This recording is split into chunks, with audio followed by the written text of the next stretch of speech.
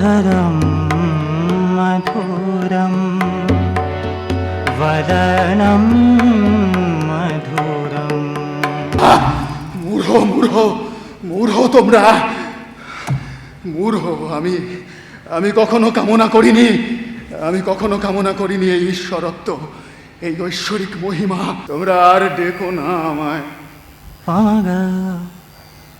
এসো এসো অমৃত, সব থেকে মুক্ত করো তোমার আপন রসের ধারা।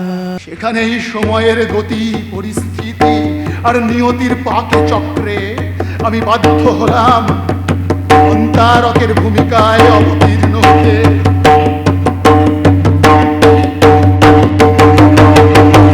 चंदन चर्चित नील कलेवर पीतवसन वनमाली।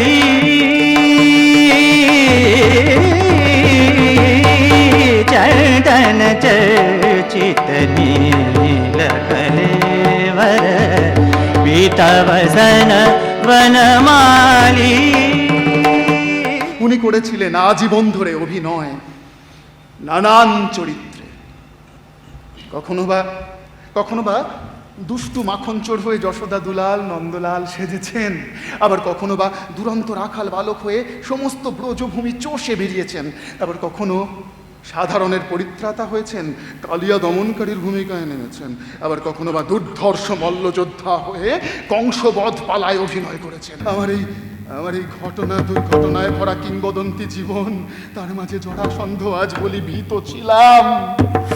আমি দূর থেকে প্রত্যক্ষ করতাম রণন্মত্ত হস্তির মদমত্ত নৃত্যের মতো তোমার জয়োল্লাস যাত্রা। মনে মনে ভীত হতাম, শঙ্কিত হতাম, আবার আনন্দ পেতাম তোমার ওই ক্ষাত্রবীর্যের অহংকারে। জরাসন্ধ, তোমাকে বধ করতে, তোমাকে নিধন করতে আমাকে কাটতে হয়েছে কত কূটনীতির পাক, বুনতে হয়েছে কত ষড়যন্ত্রের জাল। আমি যজ্ঞ, আমি মন্ত্র, আমি বর্ষ, আমি সৎ। অসৎ তুমি, অসৎ। আমি আর জানতে চাই না ভবিষ্যৎ, আমি আর হতে চাই না পরিণামদর্শী, আমি আর বুঝতে চাই না তো ওই বৃদ্ধ অর্জুনের ক্রম হ্রাসমান শক্তির কথা। আমি ভাবতে চাই না যাদব কুলবধূদের পরিণতি। আমি আর